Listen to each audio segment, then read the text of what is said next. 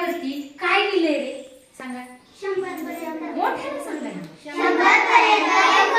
1 पासून 100 पर्यंतची उजळणी लिहिली. बरोबर आहे. आता बघा या 100 पर्यंतच्या अंकामध्ये खूप काही दडलंय, खूप काही ज्ञान. बरं का, इकडे माझ्याकडे लक्ष पाहिजे. खूप काही दडलंय आणि मानवी हे जर आपल्याला समजून घेतलं की आपण आता बीटीएसच्या परीक्षेला बसलो. कोण कोण बसले हात वर करा बरं. छान. मग बीटीएस साठी आपल्याला या 100 पर्यंतच्या उजळणीचा अभ्यास आता आपल्याला पुढच्या वर्षी बसायचंय ना, मग याच्यासाठी समजून घ्यायचं. मग आता या 100 पर्यंतच्या उजळणीमध्ये खूप काही दडलंय आणि ते आपल्याला जाणून घ्यायचंय, माहिती करून घ्यायचं. कुणाकुणाला घ्यायचं माहिती करून? कारण त्याच्यातले प्रश्न आपल्याला परीक्षेत येणार आहे. घ्यायचंय. छान. आता बघा 1 पासून मी कुठपर्यंत लिहिलंय? 100 पर्यंतची उजळणी लिहिली आणि काही घटक मी बाजूला लिहिले. आता या 100 पर्यंतच्या अंकामध्ये आपल्याला असेही काही प्रश्न येतात की या 1 ते 100 पर्यंतच्या उजळणीमध्ये 1 हा अंक किती वेळा येतो? बघा प्रश्न लिहिताय का? 1 ते 100 पर्यंतच्या उजळणीमध्ये काय म्हणले मी? 1 म्हणा ना, 1 अंक किती वेळा येतो? बरोबर आहे. मी तुम्हाला सांगितलंय काय करायचंय. घरामध्ये 1 ते 100 पर्यंत उजळणी लिहायची मोठ्या अक्षरामध्ये, अंकामध्ये. हा लिहिली बघा, सिद्धी लिहिली. आणि ती कुठे चिटवायची? कुठे चिटकवणार? किती वेळा येतो हे बघण्यासाठी आपण बघूयात, मोजूयात. 1 अंक तुम्ही मोजणार आहात. चला मोजा. 1 2 3 4 5 6 7 8 9 10 11 12 13 14 15 16 17 18 19 20 दिसला का त्याच्यानंतर कुठं? किती वेळा आला 1 अंक? 100 पर्यंतच्या उजळणीमध्ये 1 अंक किती वेळा आला? 21 वेळा आला. लक्षात आलं? बघा 2 हा अंक किती वेळा येतो बघूयात. तसंच तुम्ही मोजणार आहात. प्राची अंक 2 हा अंक. चला मोजा. 1 2 3 4 5 6 7 8 9 10 11 12 13 अजून कुठे सांगा? 14 अजून 15 16 17 18 19 20 2 अंक किती वेळा आला? 20. किती सोपं आहे बघा. आता बघूयात. तसाच आपण 3 जर शोधला तर मोजूयात. म्हणा 1 2 3 4 5 6 7 8 9 10 11 12 13 14 15 16 17 18 19 अजून कुठे राहिला? कुठे राहिला? 20. म्हणजे 3 अंक सुद्धा किती वेळा आहे? 20. 4 अंक सुद्धा 20 वेळा आहे.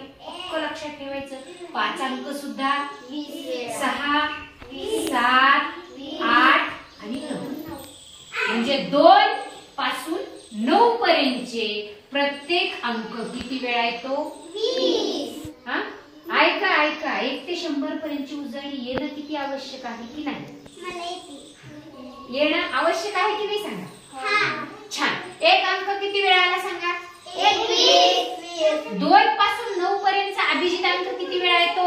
20 वेळा. आता कोणता अंक मोजायचा आपल्याला? आता बघा दाखवा बरं मला शून्याची सुरुवात कुठून होती? बघा आता. हा 1 2 3 4 5 6 7 8 9 10 11 शून्य किती वेळा आला? 11. छान. कळाला. पण मोजलेला अंक किती वेळा आला मग? 11. किती वेळा आला? 11. छान. आता बघूया प्रश्न. 2 अंकी संख्येत बघा प्रश्न. 2 अंकी संख्येत शून्य किती वेळा येतो? 2. मोजूयात आपण. बघा आता कोणत्या अंकात मोजायचं आपल्याला? 2 अंकी संख्येत शून्य किती वेळा येतो? इथे 2 अंकी संख्या कुठून सुरुवात होतात? 10च्या पुढे. मग आता शून्य किती वेळा येतो बघा? 1 2 3 4 5 6 7 8 9 10 ही 3 अंकी संख्या आहे. आपला प्रश्न काय आहे? 2 अंकी संख्येत शून्य किती वेळा आला? आता मोजा. 1 2 3 4 5 6 7 8 9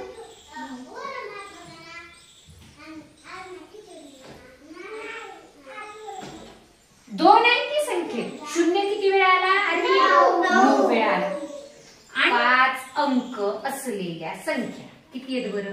अभिजित आपल्याला सुरुवातीपासून बघायचं. 5 अंक असलेल्या संख्या किती? 1 2 3 4 5 हा पूर्ण पाढा आहे. 6 7 8 9 10 11 12 13 14 इथं पण आहे ना. 15 16 17 18 19 20 नाही. प्रश्न बघा कसा आहे. 5 अंक नाही विचारला. 5 अंक असलेल्या संख्या किती येतात? 19. आणि एकक आणि दशक स्थानी समान अंक. आता बघा नजर बघा या उजळणीवर फिरवायची. प्रश्न कसा आहे? एकक आणि दशक स्थानी समान अंक. बघा बरं एकक आणि दशक समान म्हणजे दोन्ही सारखे असणाऱ्या संख्या कुठे बघा बरं. दाखव ना अमृता दाखव. हा ही 11 22 शाबाश 33 शाबाश 55 66 77 व्हेरी गुड. आता प्रश्न परत वाचूया.